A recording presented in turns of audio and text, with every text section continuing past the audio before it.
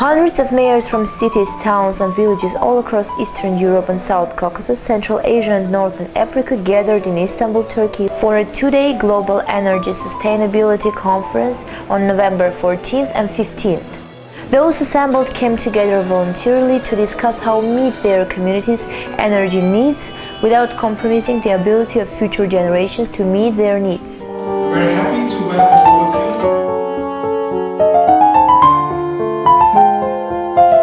On the agenda at the Covenant of Mayors conference was how to develop and implement sustainable energy policies, how to use renewable energy and lower carbon emissions by 20% by the year 2020. Discussions focused on whether national policies existed to support the boost energy efficiency in their respective countries. Other themes included an exploration of what kind of dialogue must take place within government and municipalities to address local energy needs. And finally, the big question being asked at the conference was how the Covenant of Mayors could help those attending and the cities they represent.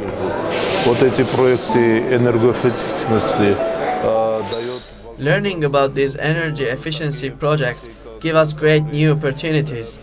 It would be great to implement projects that are being used in Europe, the countries of the European Union, in the Caucasus countries as well. The European Commission launched the Covenant Mayors in 2008. Since then, it's become the leading initiative that brings together local and regional authorities, find ways to develop more green economic growth and improve the quality of life in their communities.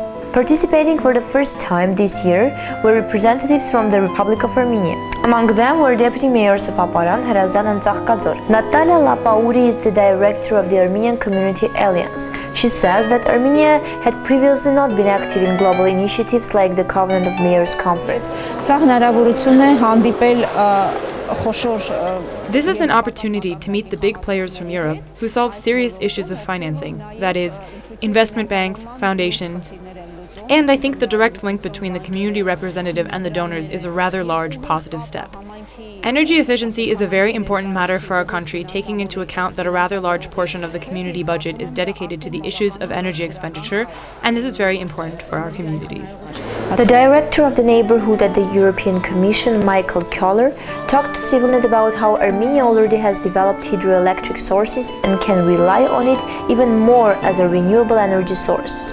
Water resources, in a way, are the most traditional form of renewable energy. I'm sure in a country that is very much an agricultural country like Armenia, you can also develop, for example, biomass.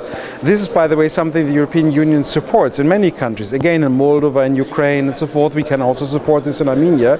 So I think a combination of the expansion of water power plus biomass would make you more energy independent, would probably also lead to savings, at least in the mid and the long term, and I see some potential. The only problem with water is that very often, and this is at least true for some of your neighboring countries, water resources in a way are shared with neighboring countries. There are rivers that go through various countries.